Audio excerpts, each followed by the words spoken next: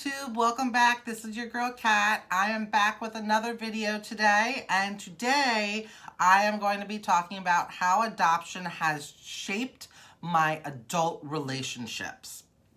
So before I get started, I just want to let everybody know my name is Kat Davald. I'm a 47-year-old birth mom, and I'm in reunion with my 31-year-old daughter.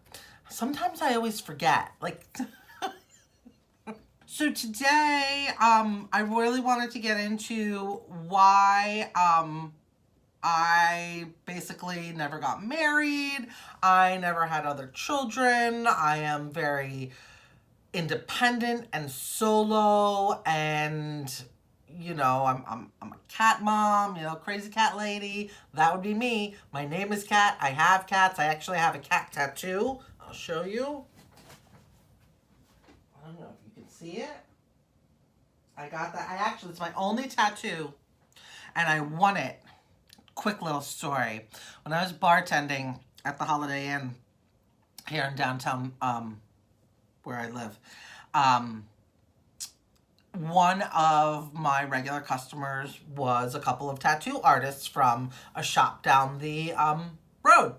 So they were in one day, and they were feeling pretty good. And a song by the Steve Miller Band came on, called The Joker. And if you're familiar with the Steve Miller Band, if you heard the song, even if you weren't familiar with the Steve Miller Band, you'd know the song because it was just played all the time when it first came out. Very popular. The Steve Miller Band was the very first concert that I ever went to in my life. I was like 13 or 14 years old, something like that. So the song came on, and tattoo guy Scott says, "Oh, this is sublime." And I was like, "No, it's not. It's the Steve Miller Band." And he was like, "No, this is the cover, Sublime did the cover to this." And I'm like, "No, this is the Steve Miller Band." I was like, "I know, this is, the first concert I ever went to." It was very unforgettable concert, for reasons I will not get into right now. But, I was just like bantering back and forth with him. And he says, "No, I'm gonna, what was it, Shazam? Shazam is an app on your phone where you just hold it towards the music and it'll tell you what song it is and who made it and what year and all the information and everything." She said, "I'm gonna Shazam it, and if you're right, I'll tat you for free." And I was like, all right, because one of the reasons why I never got tattoos is, one, I never knew what I wanted on my body for the rest of my life, what was so important to me that I would want it on my body for the rest of my life. Number two, I never wanted to pay for them, because they're expensive. So when he said, "I'll tat you for free," so obviously I won. And I got my tat, he said tat, so I could have gone, he didn't specify. I could have gone a little bit further with it, but, I didn't want anything big. I didn't want anything out of the box or anything. But I did get it on the back of my neck because I wear my hair in a ponytail a lot. And if I'm going to get something like that, I'm going to show it off. I want it to be somewhere where everybody can see it. So I got that cat. So my name is Kat. I have a cat tattoo, and I'm a cat mom over there. To one of them. That's Jula. All right, back to my topic at hand. So the reason why I never, had really great relationships is because of adoption. And I didn't realize it until I reached Reunion. Reunion really opened up my eyes to so much stuff. It was kind of like Reunion, it just opened my eyes. It was like, okay, bam, this is why you are who you are. It literally was like that. So I realized probably about 1.5 years into my reunion, I said, holy cannoli. This is why. This is why, Now I'm just having another epiphany. Probably the reason why it was a year and a half in is because that's probably, no, I was talking to him earlier. I'm just thinking because maybe it was because I had reconnected with her father, her birth father, and, he said the most asinine stuff that made me realize, oh my God, you're still the same. You haven't changed since when you were 17 and I was 15. You're exactly the same. And that's when I realized that he was a narcissist too, along with a lot of other people in my life. But, that's when I realized that, oh my God, every adult situation that I've had, like boyfriend wise, has been based off of him. It was all so connected, and it was such an epiphany to be like, oh my God. I realize why, I realize why, I am the way I am, the choices that I've made. I realize, why all the dirt bags that I've dated, I realized why I clung to them. And it was like a relief because it was like, okay, it's not me, and I kind of knew it wasn't me then too, but it was still like, why? Back then it was like, why is this happening to me? Why are they like this? I thought I was good to them and blah, blah. But this is why. Because I chose people based off of him. Oh. If you knew him, I mean, my daughter is probably cracking up right now because she's probably like, yeah. But, it's like, it was a relief, to be like, okay, this is why I made the choices that I made. I always say that I had 3 major boyfriends in my time.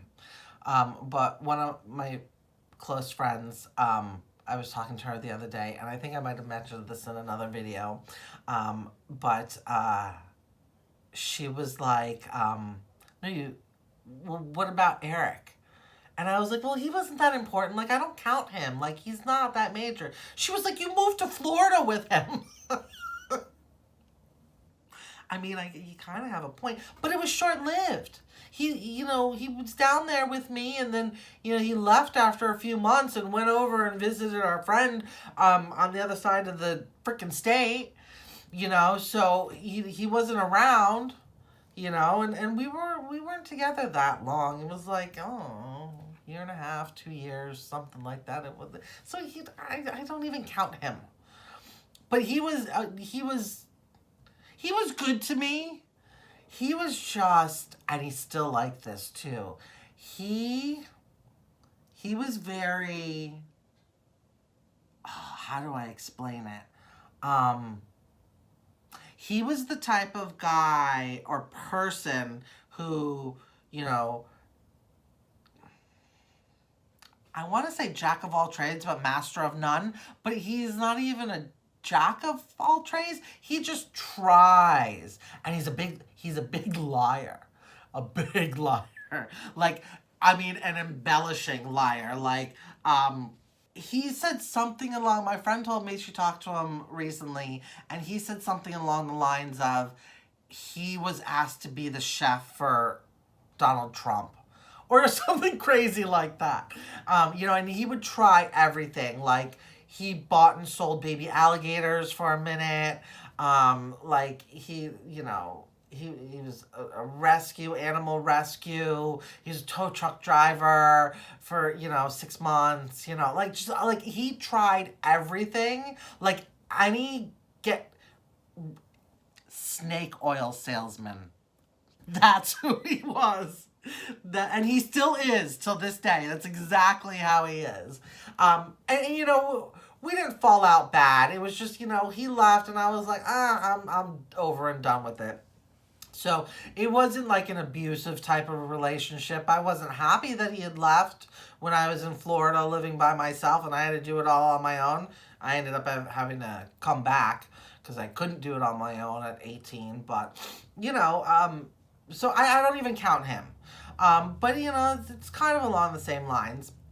But the guy that I bought my house with, now I say bought my house with is because we were together, but it wasn't our house. It was my credit and my money and my due diligence in getting the loan.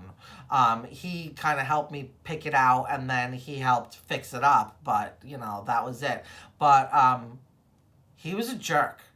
And I kept in touch with him for a long time afterwards, but he was a jerk. He would get mad at me for things like, now mind you, he was Jamaican.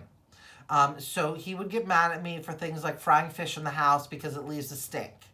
And apparently, you know, if you're from, you know, his family, you fry fish outside on the barbecue. How was I supposed to know that? So, like, you know, he was a little bit physically abusive. But I used to kind of give it back to him, too, because I wasn't going to kind of stand for that. But he was still stronger than me. So what was the straw that broke the camel's back is one day I got a flat tire. And it was winter. And he was the type of person that if I wasn't outside waiting for him, then he would have a problem. So I stood outside and I waited for him because he said he was on his way. And he took his time. 20 minutes later, I'm calling him and saying, like, where are you? He's like, you know, I'll be there. You know, I was like, well, I'm waiting outside for you. So, well, why don't you wait inside? You know, and I said, screw it. I locked the car and I walked home because my flat tire wasn't far from my house. And when I got home, he was here and I threw 5 garbage bags in his face and I said, you got 5 garbage bags in 5 minutes to get out of my house. And that was it. Bye. Like, I cut it off like that. So, you know, because I was sick of the abuse and everything like that. So it just, that wouldn't have worked out anyways. He was shorter than me. I can't do that. As bad as that is, I can't. Like, I want to wear heels once in a while. Not that I wear heels now. Anyways. And then the next guy, he was just a lifelong nightmare. I was on and off with him for 26 years. So we had kind of hooked up when we were younger, and then now after this first initial boyfriend when I bought my house, we saw each other on and on. Well, no, we saw each other for about 5 years. And then all of a sudden, you know, some chick shows up in my house and that's my boyfriend. And, you know, there's all this drama that goes along with it. And then she created a whole lot of drama. He created a whole lot of drama because of his lies and narcissism and everything. And I was foolish to believe, you know, his, you know, stuff and everything. So then we broke up. And then I got together with somebody else. And then, mind you, I don't want you to think that this is just a couple years. This is over years and years and years. And then I had my third boyfriend, and he was a drug addict. He was a bad drug addict. I didn't know it when we got together. So, you know, after I ended up finding out, he had to go because he was just ended up being, you know, a louse. You know, so they can't. And after that, I got back together with the second one for a few years, but it wasn't like the same. I always had my hesitation and everything, and then that obviously didn't work out again.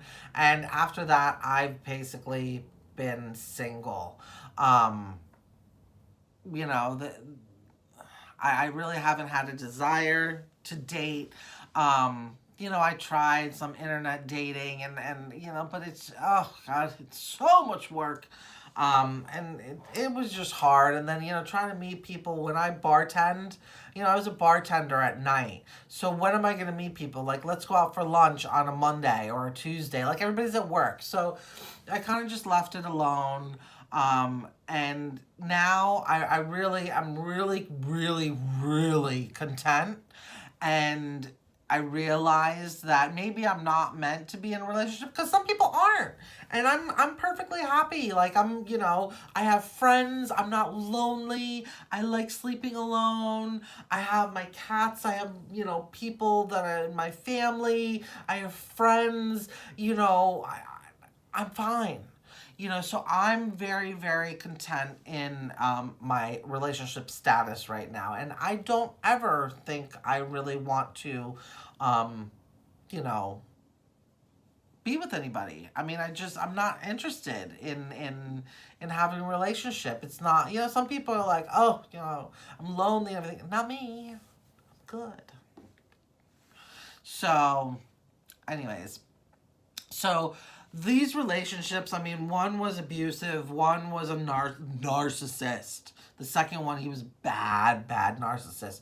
And gaslighting. Oh, he gaslighted the hell out of me all the time. Oh, what are you talking about? You're crazy. That never happened. But yeah, it did. Like, I mean, and for years, like, I didn't realize.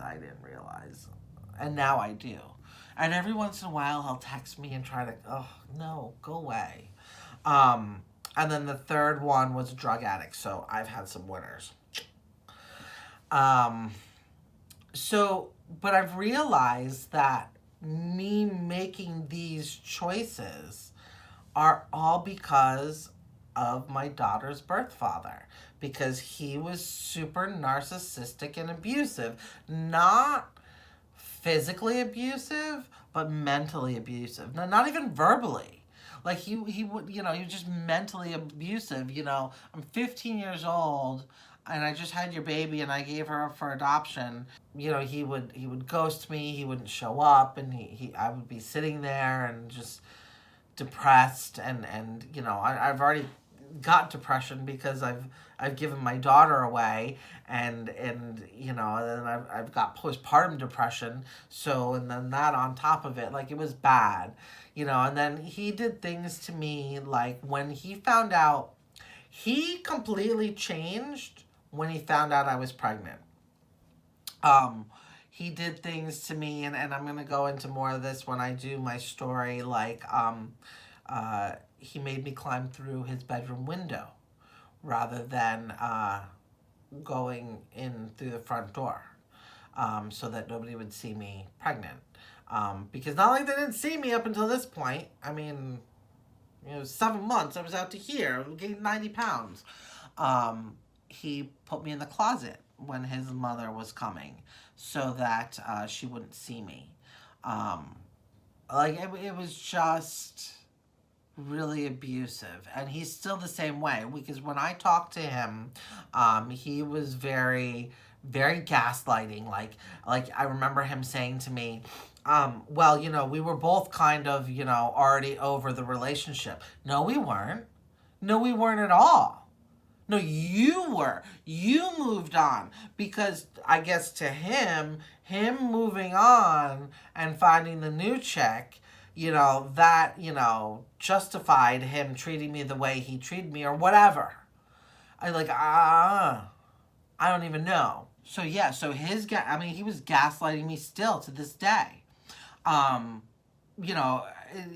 well, yeah, we were both, over the relationship. I was not.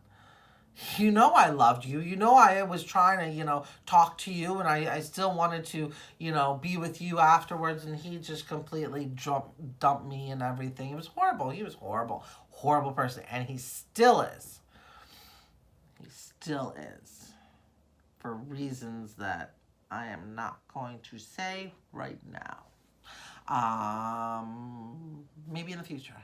But he is. He's just a bad person, and there's some choice words that I would like to call him, but unfortunately the YouTube contract that I'm on making these videos doesn't allow me to use the colorful language that I would like to use when referring to him. Anyways, back to the topic at hand. So another thing that I realize is a lot of the friendships that I chose after my daughter was born were toxic. There was a lot of just choosing groups of people and trying to fit in with them by doing a lot of partying, drinking, drugs, just all of that. Sex, someone to be there, feeling like a connection and everything. But I realized once I got into Reunion that that's why I did all those things. That's why I was promiscuous, and that's why I was partying and drinking and drugging all over the place and everything. It was from a freaking depression, and just kind of like wanting to fit in and wanting, to have a group of people that, I got along with. But it was a lot of the groups, and I don't talk to a lot of the people now. The people that I talk to, we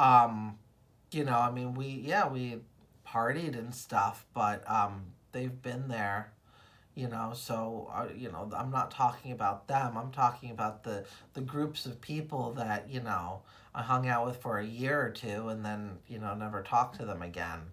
And they were, just bad news. I mean, some of them have grown out of it and everything, but a lot of it was influenced. A lot of my behavior was influenced back then and everything like that. Because I was young. I mean, and once I hit like 25, I think like I stopped. I mean, maybe not even that old. I think it was probably between like 15 and 20 where that's when I did most of my stuff. Like 15 to 20. That was like the core of my recklessness. Before I was even drinking age.